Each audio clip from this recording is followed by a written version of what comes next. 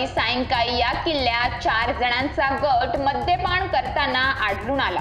त्यांच्या विरोधात वसई पोलीस ठाण्यात गुन्हा दाखल करण्यात आला आहे।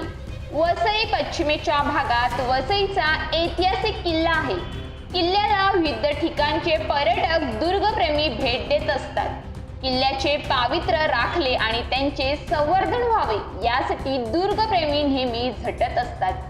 सध्या या किल्ल्यात विविध प्रकारचे विघातक प्रकार समोर येऊ लागले आहेत। गुरुवारी सायंकाळी 6 वाजता वसई किल्ल्यातील नागेश्वर मंदिराजवळच्या बालेकिल्ला येथे काही मद्यपी मद्यपान करीत असल्याची माहिती वसईतील ठाकरे गट शिवसैनिकांना प्राप्त झाली।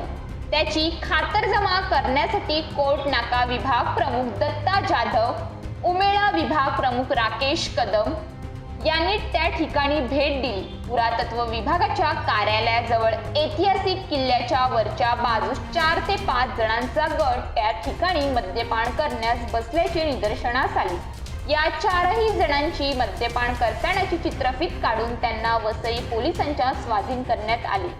या प्रकरणी वसई पोलिसांनी विक्रम पांडे, अशोक पासवान, अरविंद गुप्ता, नंदलाल यादव या 4 जणांच्या विरोधात महाराष्ट्र दारूबंदी अधिनियम 1949 अन्वये कलम 85(1) व प्राचीन स्मारके आणि पुरातन जागा व अवशेष याबाबत अधिनियम 1958 कलम 30(1) नुसार गुन्हा दाखल केला असल्याचे वरिष्ठ पोलीस निरीक्षक रणजित आंधळे यांनी सांगितले।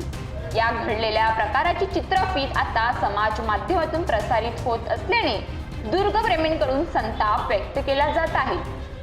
वसईच्या ऐतिहासिक किल्ल्यात चित्रीकरण करणे, गैरकृत्य, मद्यपान करणे, रील तयार करणे असे एका पाठोपाठ एक विघातक प्रकार समोर येऊ लागले आहेत। असे प्रकार रोखण्यासाठी पुरातत्व विभागामार्फत 12 सुरक्षा रक्षक तैनात करण्यात आलेले आहेत। तरीही सर्रासपणे असे प्रकार समोर येत असल्याने किल्ल्यांच्या सुरक्षेचा प्रश्न निर्माण झाला आहे।